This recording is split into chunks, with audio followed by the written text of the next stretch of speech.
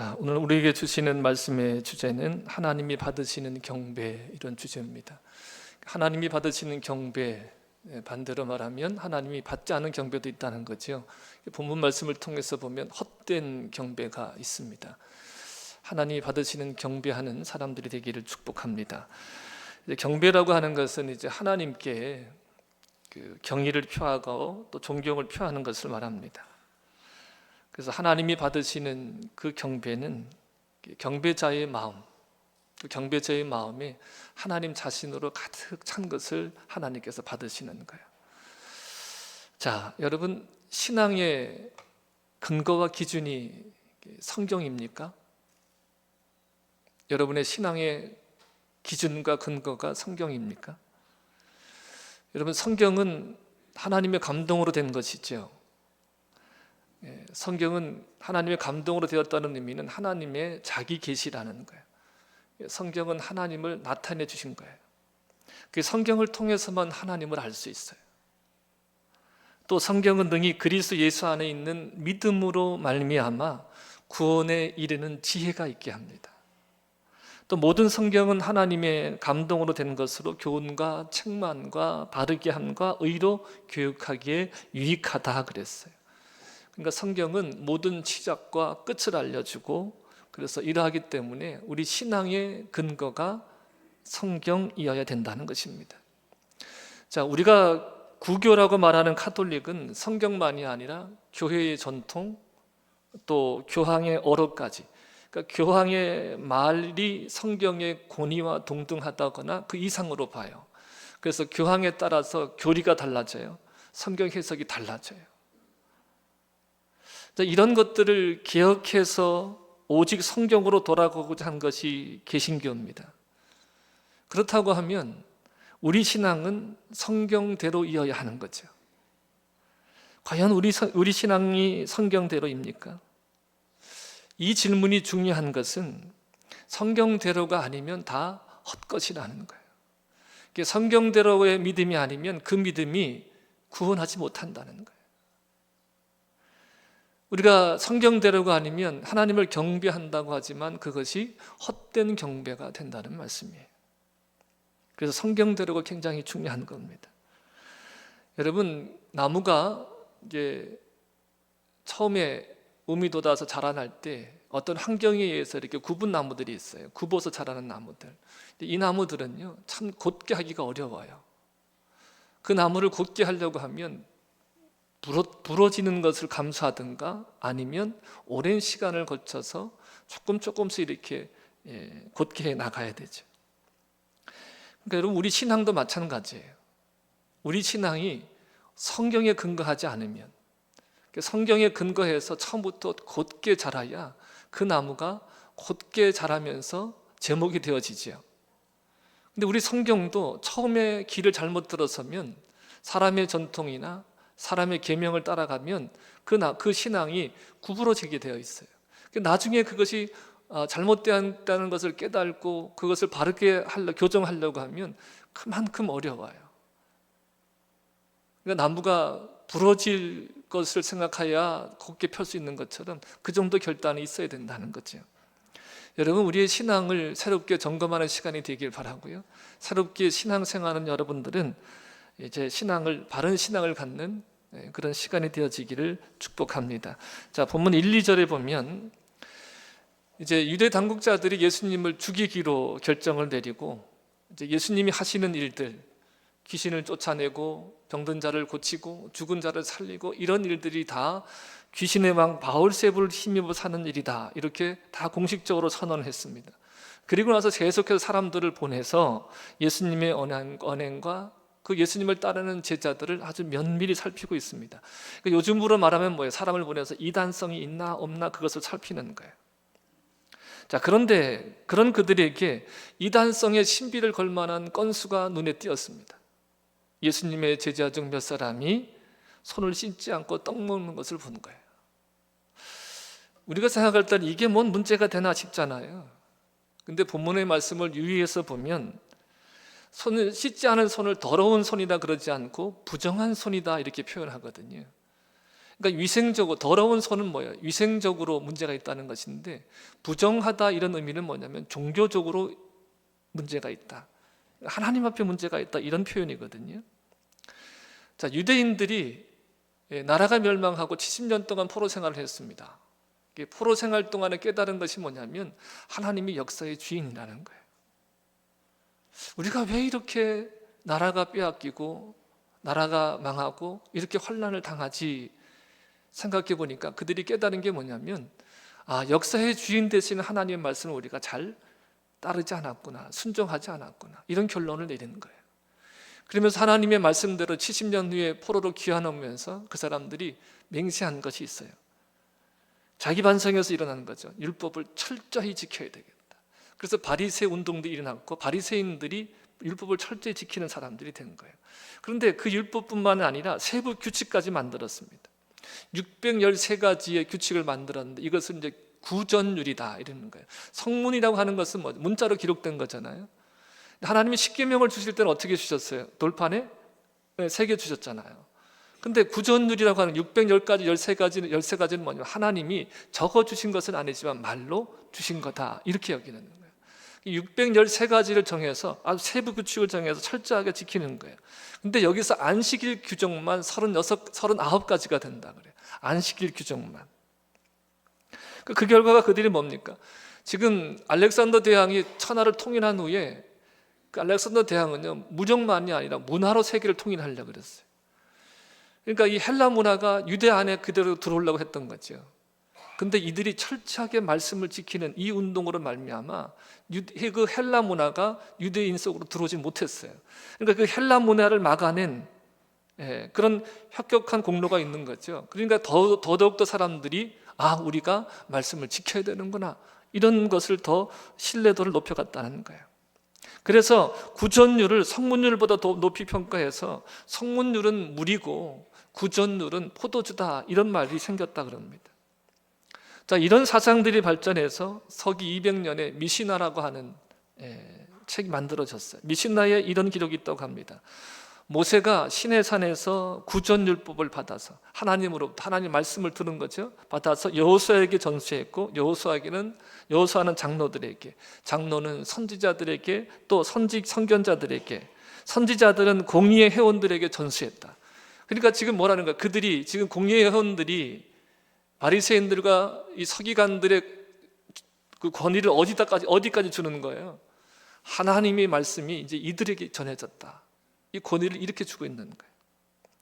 이 정도로 권위를 부여한 것이 장로들의 전통입니다. 예수님 당시에도 이런 전통이 있었습니다. 유대인들에게 이런 장로들의 전통은요, 절대적인 권위가 있는 거예요.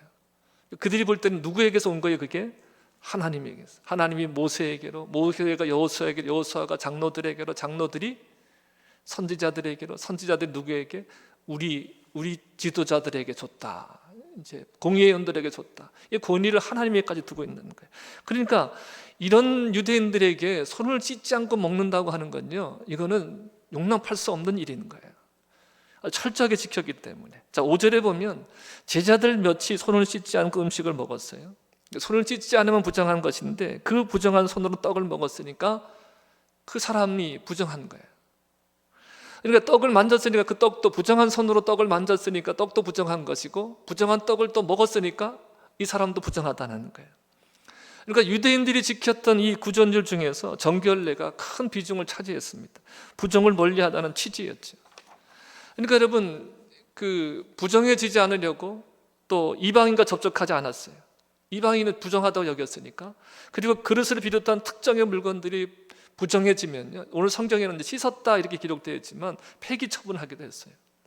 또 식사할 때 손은 씻었고, 위생의 문제가 아니라 하나님께 드린 종교행위였어요. 이 정결례는 뭐냐면 소량의 물을 가지고 손을 이렇게 씻는 거예요. 그러니까 우리가 위생하면 손을 몇 분간 씻으라 그래요? 3분간 씻으라 그랬잖아요, 흐르는 물에. 근데 이거는 그냥 담갔다 빼거나 흐르는 물을 조금 뿌려서, 이게 뭐 하는 거예요? 형식적인 거죠, 형식적으로. 정결례를 했다는 거예요. 종교의식인데, 식사 중에 음식이 바뀌어도, 메뉴가 바뀌면 또 손을 씻었다 그럽니다. 그러니까 유대인들이 이런 정결례를 대단히 중요하게 여기고 전통을 지켰습니다. 그런데 예수님의 제자들 보니까 손을 씻지 않고 떡을 먹는 거예요. 그러니까 이들이 보기엔 정말 용납할 수 없는 거죠. 그러니까 제자들이 손을 씻지 않았다는 것은 무엇을 말해주냐면 예수님이 평소에 이런 형식의 문제를 어떻게 지켜야 하는지 제자들에게 충분히 가르쳐 줬다는 거죠. 또 이런 질문이 나와요. 그럼 예수님도 손을 안 씻었을까요? 이렇게 손을 안 씻었나요? 여러분, 이런 것은 굉장히 유아기적인 질문이에요. 자, 그러면 이 말씀을 듣고 사람들이 그러는 거예요. 애들이 그러면 이제 나 아직 손 안 씻는다고 엄마 뭐라 그러면 안 돼, 그럴 거 아니에요. 자, 그러면 여러분 뭐라고 말씀하실 거예요? 여러분 뭐라고 말씀하실래요? 애들이 아니 예수님이 손 안 씻어도 된다 그랬대, 나 손 안 씻을 거야. 그럼 뭐라 그래야 돼요, 여러분?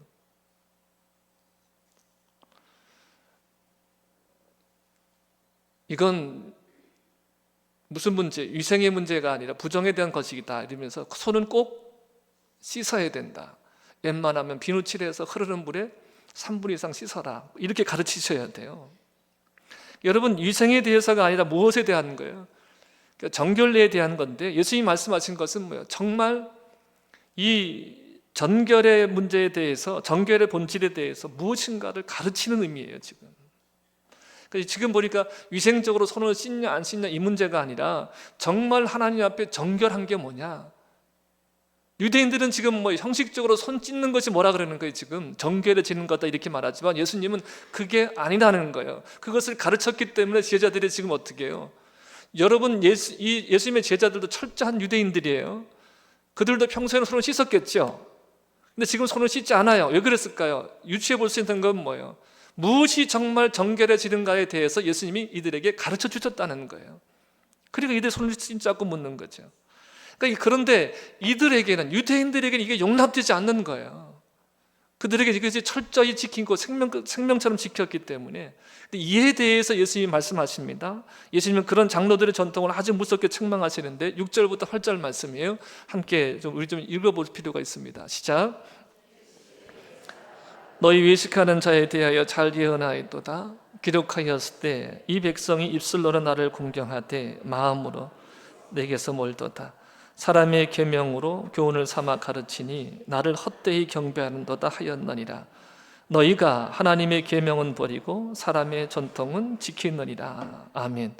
자, 이들의 유대 당국자들의 왜 제자들이 손을 씻지 않습니까? 여기에 대해서 예수님이 그래요?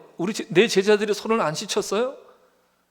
그러면 우리 제자들이 부정해졌는데 내가 다음부터는 내가 철저하게 시켜가지고 꼭 손 씻으라고 내가 가르치겠습니다. 아마 이런 대답을 기대했을지 모르죠. 이런 반응을 보일 줄 알았는데 오히려 뭐라 그래? 이사야의 예언을 들어서 그들을 매섭게 책망하십니다. 이사야가 너희 외식하는 자에 대해서 잘 예언하였도다 이렇게 얘기하는 거예요. 그러니까 이들에 대해서 뭐라고 말씀하시는가? 너희는 외식하는 자다. 너희는 외식하는 자야. 지금 이렇게 말씀하시는 거예요. 제가 이 외식이라고 하는 것을 사전적인 의미를 찾아보니까 겉만 좋게 꾸미는 것, 바깥쪽을 장식하는 것, 이렇게 사전적인 의미가 있더라고요. 근데 원어적인 의미는 뭐냐면 이 단어가 원래 연극 무대에서 사용되었던 단어입니다. 여러분, 배우들이 연극 무대에서 연기를 하잖아요. 그죠? 근데 그 실제 인물이 아니잖아요. 또 이런 경우 있죠. 실존 인물이 또 연기자로 나서는 경우도 있잖아요. 그렇다 해도 그것은 뭐예요? 실제 있었던 사건을 재현하는 거지 지금 그 실제 사건이 아니라는 거예요. 지금 무대 위에서 펼쳐지고 있는 것은. 그러니까 연기하는 것이 바로 뭐다? 외식하는 거다. 이렇게 쓰여졌다는 거. 원래적인 단어가 말하면 우리가 누군가가 믿을 수 없을 때 뭐라 그래요? 에이, 쇼하네. 그렇잖아요. 믿기 어려울 때 에이, 연기하네. 그런 말 하잖아요. 외식이 이런 의미라는 거예요. 겉과 속이 다르다는 겁니다. 입으로는 하나님의 계명이라 말하지만 실제적으로는 뭐예요? 사람의 계명을 따르고 가르친다는 거예요. 여러분, 우리가 경계해야 될 신앙의 형태들이 있어요. 그것이 뭐냐면 첫째가 형식주의가 있습니다. 종교적인 습관에 젖어 있는 거예요. 예배에 참석하지만, 의식에 참여하지만 큰 의미를 두지 않아요. 오늘도 그냥 교회 갔다 왔다. 또 우리가 이 신앙이 무엇을 추구하는가, 진리가 무엇인가, 여기에 대해서 큰 관심을 갖지 않아요. 그러니까 형식적인 거예요. 그냥 오늘 어쩔 수 없이 그냥 쫓아오는 거예요. 나오고 가는 거예요. 형식적인 거예요. 두 번째가 뭐냐면 외식주의입니다. 이 외식주의는요, 종교적인 의식에 잘 참여합니다. 또 그 진리를 발견하고자 노력합니다. 더 나아가서 진리에 대해서 사람들에게 가르치고 전하고 그래요. 근데 중요한 것이 뭐냐면 그 진리대로 살지는 않아요. 이것이 외식주의예요. 이 외식주의는요, 종교 지도자들에게 많이 나타나요. 종교 지도자들에게. 정말 경계해야 되는 거예요. 이 외식주의는 종교 지도자들과 함께 오랜 시간 종교 생활을 한 사람들에게 많이 나타나는 모습들이에요. 그러니까 예수님 당시의 바리새인들과 서기관들은 이런 외식하는 자들이었다고 할 수 있습니다.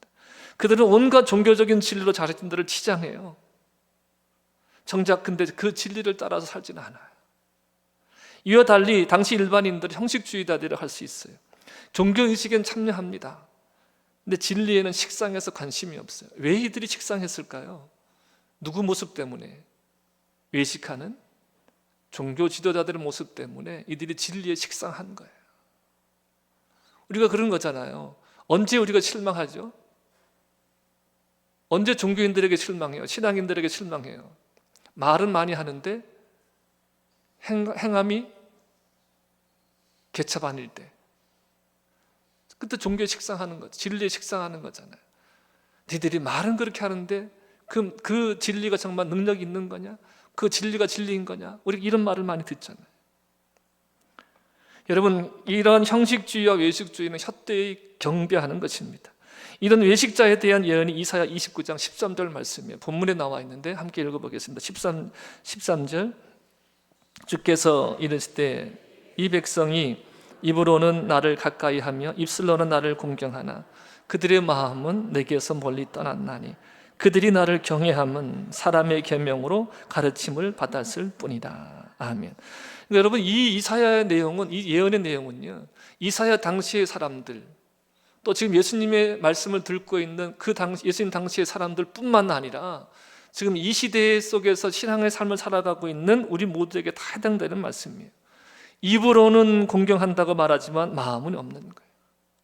자, 이런 것을 우리 실상에서 늘 경험하잖아요. 사람들이 미안하다, 사랑한다, 고맙다 이렇게 말하는데 반응은 어떻게 다가와요? 안 느껴지는데? 이런 반응들이 있잖아요. 이런 것을 경험하잖아요. 이럴 때 우리가 뭐라 그래요? 영혼 없는 말이야. 그런데 사람에게 뿐만 아니라 천지를 창조하신 전능하신 하나님을 섬긴다고 하는데도 이럴 수 있다는 거예요. 마음 없이 주님 사랑합니다, 순종합니다, 영광을 받으셔서 충분히 이럴 수 있다는 거예요. 이것이 뭐라는 거예요? 위선이라는 거예요. 그 이유가 뭐예요? 오늘 말씀은 사람들의 가르침 때문이라는 거예요. 자, 왜 입술만 공경한다고 하면서 마음이 멀어지느냐? 그 근본적인 것을 좀 살펴보겠습니다. 이사야 29장 9절로 12절입니다. 우리 옆에 사람들 좀 깨게 크게 읽어보겠습니다. 시작.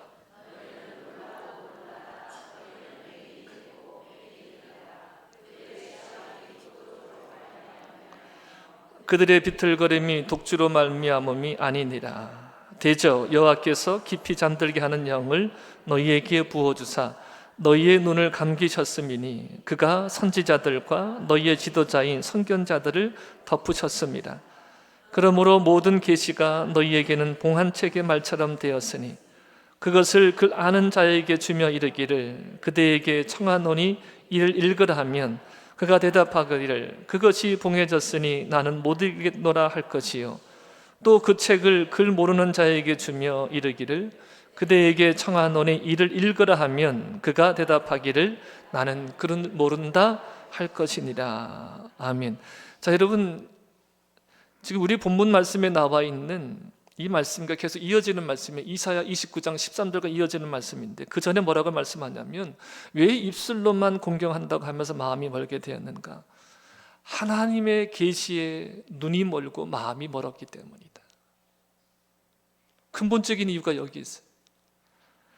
하나님의 계시를 볼 눈과 마음이 없어서야라는 거예요.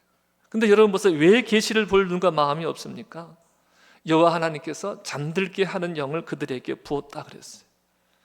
여호와 하나님께서 잠들게 하는 영들을 그 영을 그에게 부었더니 너희의 눈을 감기셨고 선지자들과 너희 지도자인 선견자들 덮으셨기 때문에 술 마신 것이 아닌데도 독주를 마신 것처럼 비틀거렸다. 비틀거렸다. 이 말은 모든 계시가 봉해져 있다는 말이에요. 그래서 글 아는 자에게 이것 좀 읽어보라 그랬더니 이것은 봉해져서 못 읽는다 그러는 거예요. 그러면 글 모르는 자에게 좀 읽어달라 그랬더니 당연히 그 글 모르는 자는 못 읽겠죠. 나는 글을 몰라서 못 읽는다 그런다는 거예요. 그러니까 이처럼 이렇게 된 것이 뭐예요? 계시를 볼 눈이 없으니까 결국은 사람의 가르침을 따라가더라는 거예요. 근데 여러분 한 가지 여기서 의문이 들어요. 왜 하나님께서 잠자는 영을 그에게 부어주셨을까? 그들에게 부었을까 하는 거예요. 왜 잠자는 영을 부으셔서 그들에게 눈이 멀고 계시를 볼 수 있는 눈이 멀고 마음이 멀게 하셨을까라는 거예요. 이것은 여러분 악순환이에요. 뭐냐면 그들이 하나님의 계시를 떠났기 때문에. 하나님이 계시를 열어주셨을 때는 그들이 그 계시를 따라서 순종해야 되는데 그 계시를 무시하고 따르지 못하니까 하나님이 어떻게 하세요? 잠들게 하는 영을 그들에게 부으시는 거예요. 사람의 계명을 따르기 때문에 이렇게 악순환이 계속되어지는 거예요. 그러니까 반대로 보면 여러분 우리가 하나님의 계시가 열려지고 그 계시를 따라가면 계속해서 지속적으로 뭐가 열려지는 거예요? 하나님의 계시가 열려지는 거예요. 하나님을 더 알아가고 하나님을 더 누리고 이런 일들이 계속해서 풍성하게 이루어지는 거예요. 그러나 하나님의 계시를 우리가 무시하면, 하나님의 열어주심을 무시하면 이것이 어떻게 되는 거예요? 하나님이 잠들게 하는 영을 부으셔서 다치게 한다는 거예요. 그러면 계속해서 뭘 따라가요? 종교적인, 형식적인 종교는 있는데 뭐가 없어요? 생명이 없는 거예요. 하나님의 계시를 따라가는 것이 아니라 계속해서 뭐만 발달되어 가요? 사람의 계명만 더욱더 발달되어 가는 거예요. 여러분 이것이 지금의 현재의 교회예요.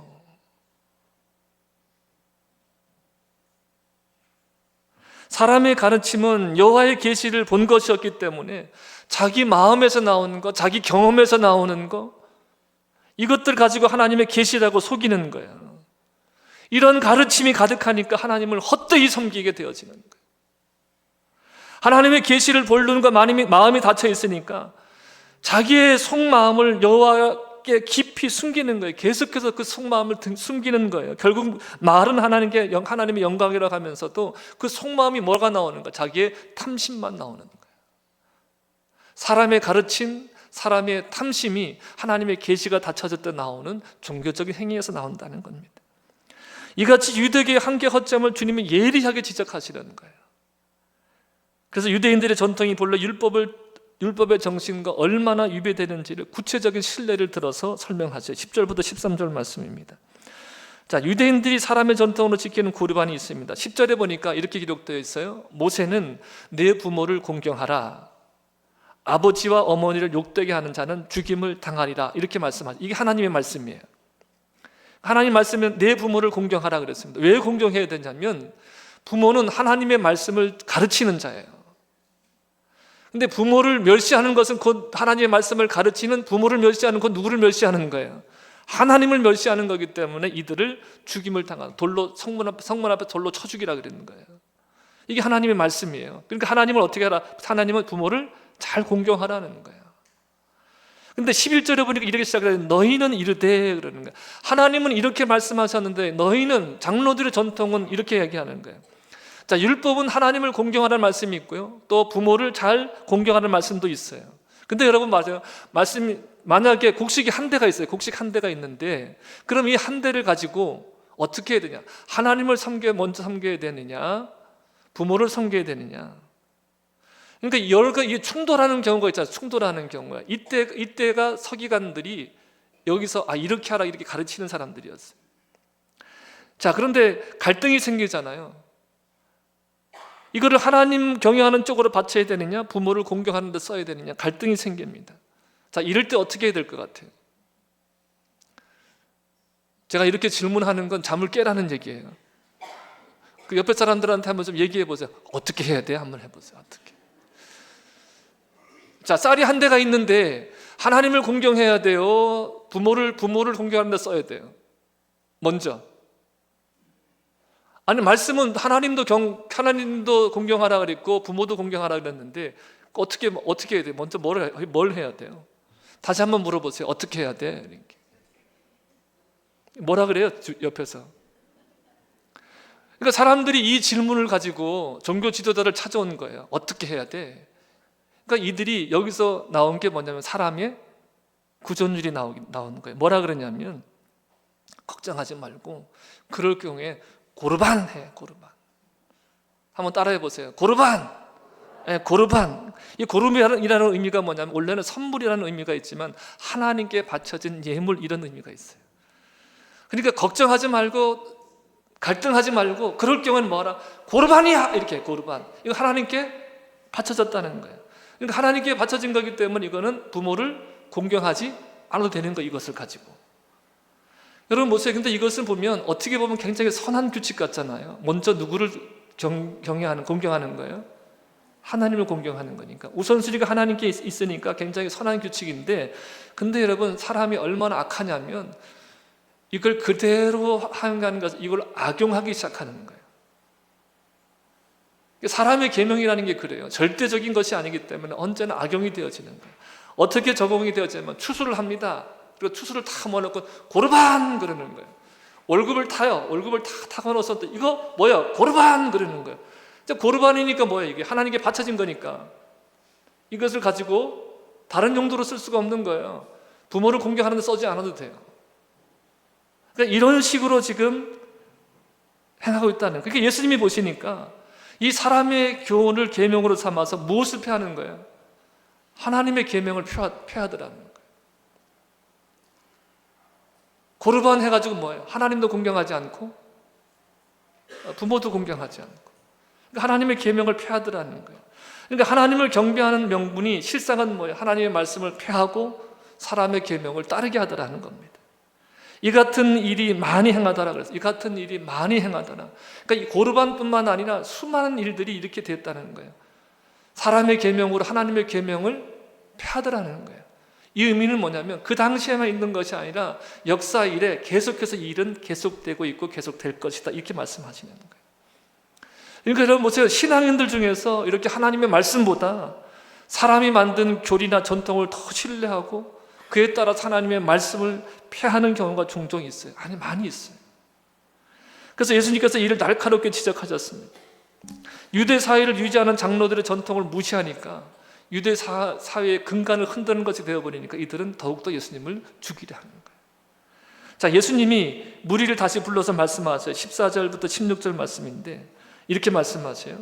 15절 16절에 보면 무엇이든지 밖에서 사람에게로 들어가는 것이 능히 사람을 더럽게 하지 못하되 사람 안에서 나오는 것이 사람을 더럽게 하는 것이 아니냐 이렇게 말씀을 하셔요. 그러니까 여러분 연결해 보면 이런 거예요.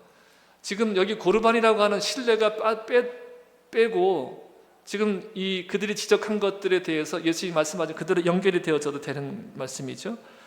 그러니까 제자들이 씻지 않은 손으로 떡을 떼고 그걸 먹었다고 해서 제자들이 부정해지는 것은 아니다 이 말씀을 하시는 거예요. 그것이 부정해지는 것은 아니다. 근데 보세요. 바리새인과 서기관들은 이걸 지금 죽기 살기로 지키는 거잖아요. 자신들이 하나님께 옳게 여김을 받는 방법이잖아요. 그래서 죽기 살기로 지켜왔는데 하나님 앞에 정결을 유지하기 위해서 이 법을 지켰는데 이 규칙을 지키고 있었는데 이렇게 말씀하시는 거예요. 밖에서 사람에게 들어가는 것은 사람을 더럽게 하지 못한다. 밖에서. 대신 어떻게 사람이 더러워지는 거예요? 16절 말씀을 다시 한번 보세요. 어떻게 사람이 더러워져요? 16절에.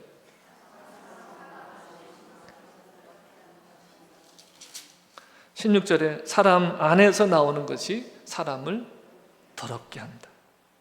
사람 안에서 나오는 것이 사람을 더럽게 한다 이렇게 말씀을 하죠. 그리고선 예수님이 집으로 들어가죠. 자, 여러분 이 사람들이 이 무리들이 이 말씀을 알아들었을까요? 저도 몰라요. 성경에 기록이 안 되어 있으니까. 근데 못 알아들었을 것이 뻔해요. 왜냐하면 제자들도 지금 못 알아듣고 있으니까. 그러니까 제자들이 알아듣지 못하고 이 비유가 무슨 뜻이냐고 질문을 해요. 여러분 지금 다 왔어요. 좀 집중해 주세요. 중요한 거예요. 지금 중요한 거예요. 18절로 20절 다시 한번 읽어볼게요. 18절로 20절. 예수께서 이르시되 너희도 이렇게 깨달음이 없느냐? 무엇이든지 밖에서 들어가는 것이 능히 사람을 더럽게 하지 못함을 알지 못하느냐? 이는 마음으로 들어가지 아니하고 배로 들어가 뒤로 나갑니다. 이러므로 모든 음식물을 깨끗하다 하시니라. 또 이르시되 사람에게서 나오는 그것이 사람을 더럽게 하느니라. 아멘. 자, 18절에 너희도 이렇게 깨달음이 없느냐 말씀하세요. 그러니까 마가복음에 의하면 제자들이 예수님의 말씀을 제대로 깨달지 못하고 다시 물어요. 그러니 말씀하시는 너희도 깨달지 못하느냐, 너희도 깨달지 못하느냐 책망하셨다라고 기록하고 있습니다. 여러분, 마가복음에서 지금 지적하는 너희도가 꼭 제자들만을 말하는 걸까요? 제자들만이 아니에요. 유대교와 또 구별된 새로운 공동체인 교회를 지칭해서도 말씀하시는 거예요. 너희도 깨달지 못하느냐. 형식주의 종교 생활을 해서 그렇다는 거예요. 왜 제자들이 깨달지 못하느냐? 사람의 계명을 따르고 형식주의적인 종교 생활을 했다는 거예요. 그러니까 진리에 대한 관심이 없어요. 종교 행위를 반복하고 있다는 겁니다. 예수님께서는 유대계 종교를 위한 의식, 본래의 정신을 상실하는 형식 등을 거부하시는 거예요. 여러분, 우리가 편견과 고정관념 중에서 제일 무서운 게 뭐냐면 종교적인 편견과 아집이에요. 이게 굉장히 무서운 거예요. 종교적인 편집, 이 아집이요, 정말 무서운 거예요. 오랜 기간 학습되고 반복되고 어찌 보면 세뇌되어진 거예요. 종교적인 이 습성이 마음을 둔하게 하는 거예요. 여러분, 전주에 준 말씀이 뭐예요? 그들이 오병이어를 통해서 무리가 다 먹고 12강제 강제를 모은 것을 봤잖아요. 경험했잖아요. 근데 그들이 뭐예요? 깨달지 못하는 거예요. 깨달지 못했다는 것은 이분이 누구신가를 모르는 거예요. 풍랑이는 바다 위를 걸어오셔요. 배에 들어오셔요. 근데 그들이 마음이 어떻게 되니까? 마음이 무뎌지니까 그들이 어떻게 도리어 마음이 둔하여지니까 그냥 누구신가라는 깨달음 없으니까 두려움만 오는 거예요. 두려움만.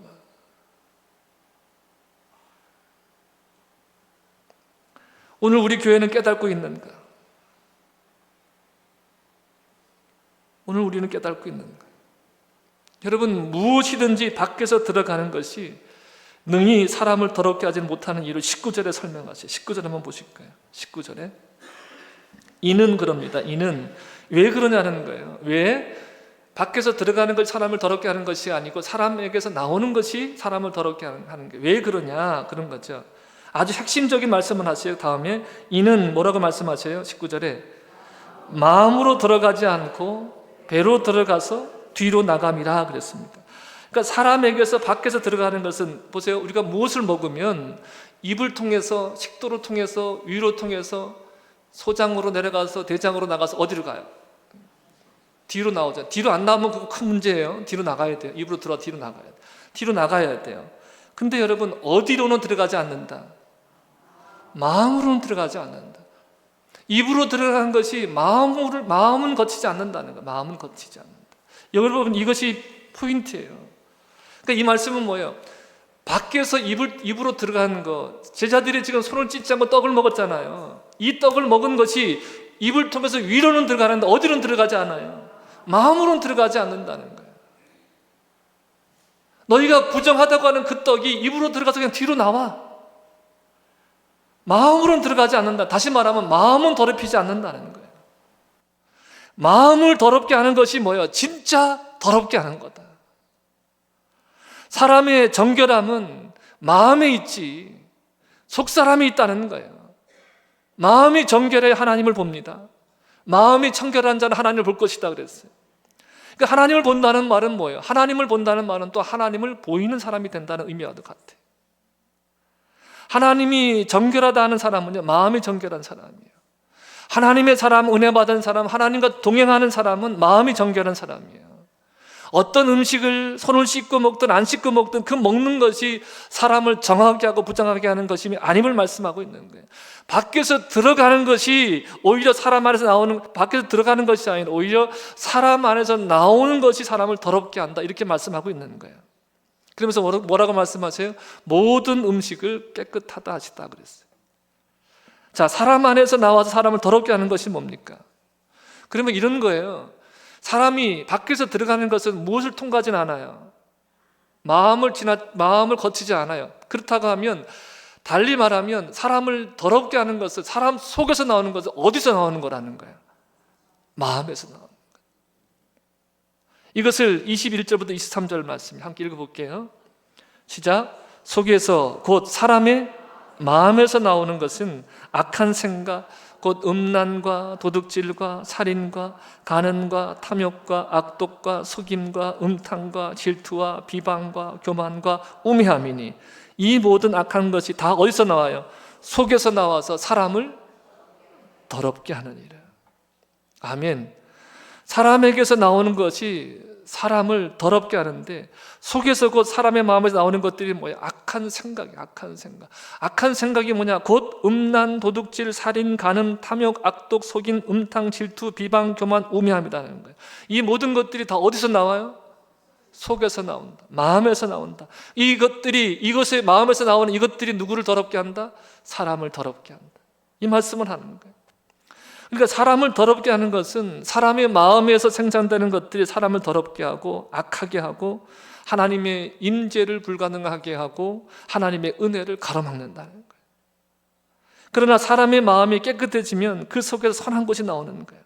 악한 생각 대신에 뭐예요? 선한 생각이 나오고 음란을 떠나서 경건한 삶을 살고 도둑질하던 사람은 오히려 어려운 사람들을 도우려고 힘을 쓰고 살인을 일삼던 사람은 철저히 회개하고 복음으로 사람의 영혼을 살리려 하고 간음했던 사람은 정절을 지키고 탐욕스러웠던 사람은 가난한 이웃을 구제하고 악독을 버리고 선한 사람으로 변화되고 남을 속이는 사람은 진실하게 바뀌고 음탕한 말과 행실을 일삼았던 사람은 경건해지고 정결해지는 거예요. 무엇이 정결해지면?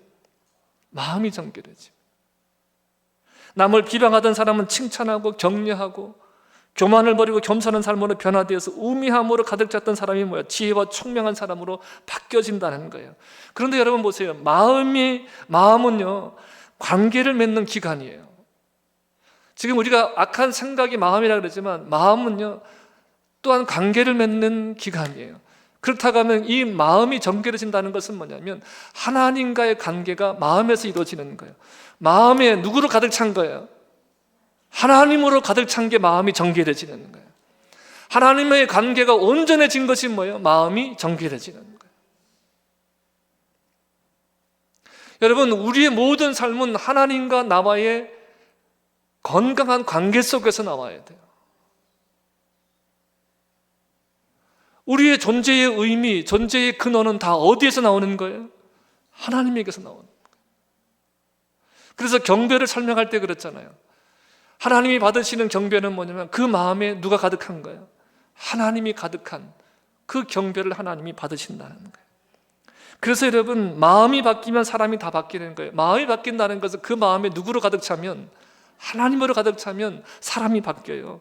마음이 정결해지면 그 마음이 하나님의 성전이 되고 하나님의 나라가 이루어지고 그 사람은 그 거룩한 나라의 백성이 되어지는 거예요. 그래서 그 나라를 선포하며 그 나라를 보이며 하나님이 우리에게 위임하신 그 역사적인 사명을 감당하는 사람들이 되어지는 거예요. 이것이 참된 경배다. 이것을 말씀하는 거예요. 근데 그 바리새인과 서기관들은 어떤 사람들이요? 사람을 정결케 하지 못하는 것들을 향해서 열심을 내고 있는 거예요. 사람을 정결하게 하지 못하는 것, 하나님 앞에 정말 깨끗하게 하지 못하는 것을 향해서 정말 열심을 내고 있는 거예요. 목적이 달라지는 거예요. 목적지가 틀린 거예요. 여러분, 신앙의 평가 기준이 뭡니까? 이렇게 얘기하면 다들 이렇게 얘기해요. 아이고, 사람의 내면을 어떻게 알아요? 그러면서 객관적인 기준을 뭐라 그래요? 주일 성수하냐? 11조 하냐? 전도하냐? 이것이 신앙의 기준이 되잖아요. 근데 여러분 보세요. 마음은 어떠냐? 그 사람이 주일 한 번도 안 빠져요. 주일 한 번만 안 빠질 뿐만 아니라 새벽기도 한 번도 안 빠져요. 그래서 이런 얘기 하잖아요. 내가 주일 한 번도 안 빠지고, 내가 새벽기도 한 번도 안 빠지고, 11조하고 내가 헌금하라는 거 다 하고, 내가 그런 사람이야, 그런 거죠. 근데 하나 주님이 물으신 거예요. 그런데 네 마음은? 이렇게 물으시는 거예요. 네 마음에 하나님이 가득하냐? 네 마음에 무엇이 가득 차 있느냐? 이것을 질문하시는 거예요. 제가 이런 얘기를 들었어요. 정말 교회 일에 열심히 있는 권사님이 있었어요. 정말. 그래서 그곳에 신방을 갔습니다. 신방을 갔는데 이 권사님이 이제 먹을 거를 준비하러 들어간 사이에 그 남편 되는 분한테 왜 교회 안 나오십니까? 이렇게 물었더니 그분이 목사님 곁으로 엉덩이가 축축 오더니, 목사님, 제 부인이요, 교회에서 정말 열심히 하는 건 알아요. 정말 열심히 특심인 건 알아요. 근데 우리 집사람만 집으로 들어오면요, 우리 집이 지옥이 돼요. 아우, 교회에 새벽기도 한 번도 안 빠져 정말 열심히 한 건 아는데 교회만 갔다가 집에 들어오면 우리 집이 지옥이 돼요, 지옥이. 그러니까 더 이상 할 말이 없는 거예요. 그래서 이 목사님이 고민하다가 그 권사님을 불렀어요. 불러가지고, 왜냐하면 삐지니까. 또 바르게 정직하게 얘기하면 삐질 거 아니야. 그러니까 어떻게 하나 고민하다가 작전 기도를 40일 했어요. 그리고서 40일이 지난 후에 불러서 얘기를 한 거예요. 권사님, 사실이 이러이러하다네요. 그랬더니 그 권사님이요, 아, 이거 죽일 놈 새끼, 이렇게 하지 않고, 아, 그래요. 속마음은 어떤지 모르지만, 아, 그래요. 그러면서 그걸 철저히 회개하고, 정말 들어가서 지적질하고 비판하고, 내가 이 인간들 때문에 못 살아 이런 소리 안 하고, 주님이 주신 그 마음을 가지고 사랑으로 섬기고 겸손하게 대했더니 그들이 변화되기 시작하더라는 거예요. 정말 여러분, 우리가 하나님을 섬긴다 그러면 우리가 있는 곳에 하나님의 나라가 이루어져야 되잖아요. 그렇죠? 하나님을 본자라 그러면 우리가 살아가는 모든 순간에 하나님이 보이셔야 되잖아요. 여러분, 우리의 겉은 마음에서 비롯되어야 됩니다. 마음이 중요한 거예요. 로마서 12장 1절과 2절을 큰 소리를 읽어볼게요. 그러므로 형제들아, 내가 하나님의 모든 자비하심으로 너희를 권하노니 너희 몸을 하나님이 기뻐하시는 거룩한 산제물로 드리라. 이는 너희가 드릴 영적 예배니라. 너희는 이 세대를 본받지 말고 오직 마음을 새롭게 함으로 변화를 받아 하나님의 선하시고 기뻐하시고 온전한 뜻이 무엇인지를 분별하도록 하라. 아멘. 여러분, 하나님이 기뻐하시는 영적 예배는 뭐예요? 우리가 하나님 앞에 거룩한 산 제물로 드리는 거예요. 구약에서는 제물을 죽여드렸잖아요. 근데 우리는 지금 예수 그리스도 안에서 다시 산자잖아요. 산제물로 드려지는데 그 산자들에 대해서 이렇게 말하는 거예요. 이 세대를 본받지 말고 오직 마음을 새롭게 함으로 무엇을 받아서?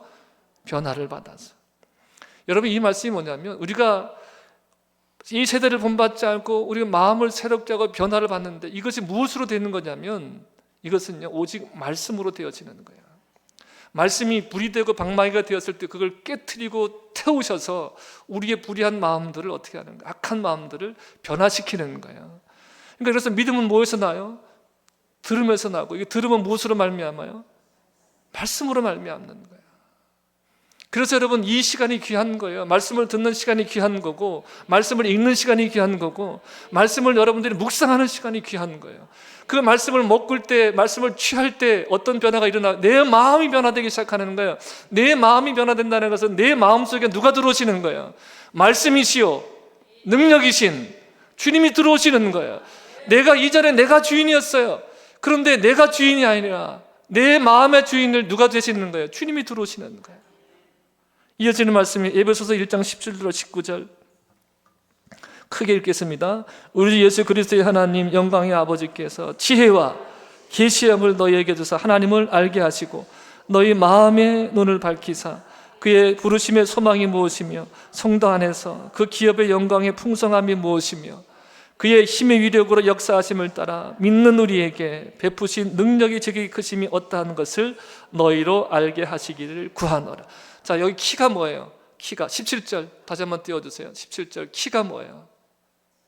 우리 예수 그리스도의 하나님 영광의 아버지께서 무엇을? 지혜와 계시의 영을 부어주셔서, 할렐루야, 지혜와 계시의 성령, 이렇게 성령을 부어주셔서 너희 마음의 눈을 밝히셔서 부르심의 소망이 무엇이며 성도 안에서 그 기업의 영광의 풍성함이 무엇이며 그의 힘의 위력으로 역사하심을 따라 믿는 우리에게 베푸신 능력의 크심이 지극히 크심이 어떠한 것을 너희로 알게 하시기를 원하노라.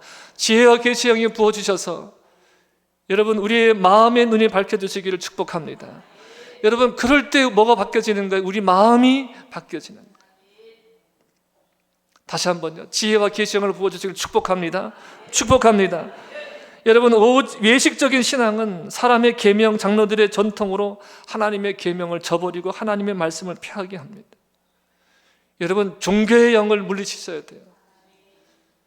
여러분 우리는 종교인이 아니라 신앙인이에요. 내가 무엇을 해서 대가를 받는 자들이 아니라 하나님이 하나님 되시기 때문에, 주님이 진리이시기 때문에 우리가 그 예수님을 믿고 주님의 가신 길을 따라가는 거예요. 오늘날 우리는 과연 사람의 전통으로 하나님의 말씀을 피하고 있지는 않습니까? 우리가 신앙생활이라고 하는 모든 것들이 정말로 성경적인, 성경에 있는 말씀인지 아니면 사람의 전통으로 그림자 붙들고 있는지 잘 살펴보셔야 돼요. 여러분 정말 신앙생활을요 질문하면서 하세요. 질문하면서 베레아 사람들처럼 정말 이것이 하나님의 말씀인가 여러분들 질문하셔야 되고, 이것이 정말 사람의 계명인가, 이것이 정말 하나님의 뜻인가, 주님의 마음인가 늘 질문하셔야 돼요. 나는 사람의 가르침과 전통을 따라 살아가는지 성경 말씀 곧 예수님의 말씀을 따라 신앙생활하는지 분별하며 살아가기를 축복합니다. 여러분 중요한 것은 그렇지 않으면, 성경을 따르지 않으면, 주의 말씀을 따르지 않으면 우리가 실컷 신앙생활 했다고 하는데 평생 내가 죽도록 충성했다고 하는데 종교생활을 하다가 지옥 가는 거예요.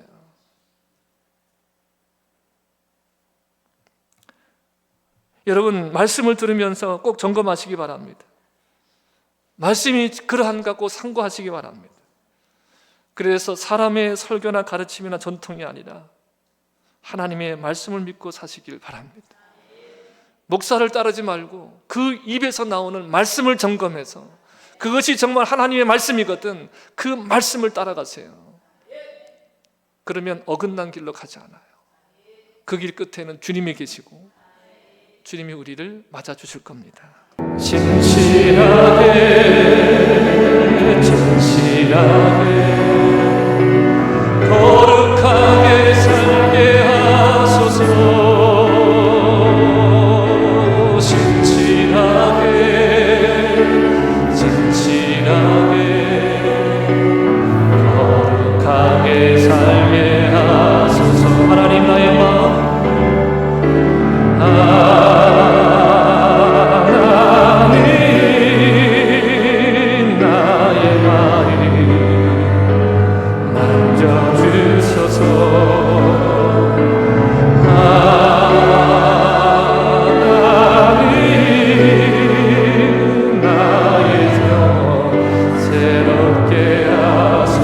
예수 안에 소망 있네.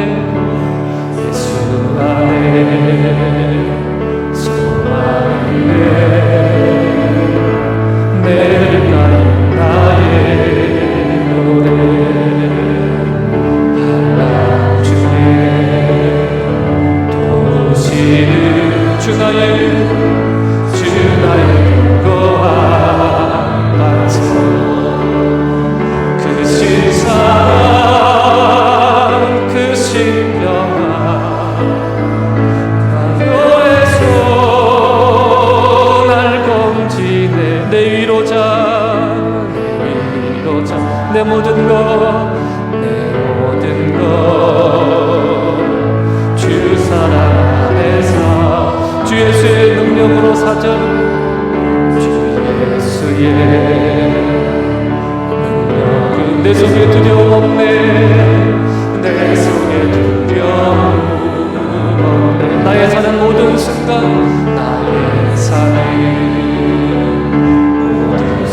주께서 다스리시네. 주께서 다스리. 선포합니다. 어느 것도 주 손에서, 어느 것도 주 손에서 날 빼앗지 못하리라. 날 빼앗지 못하리라. 주 오실 날 기다리며 주 능력 안에서, 어느 것도 주 손에서, 어느 것도 주 손에서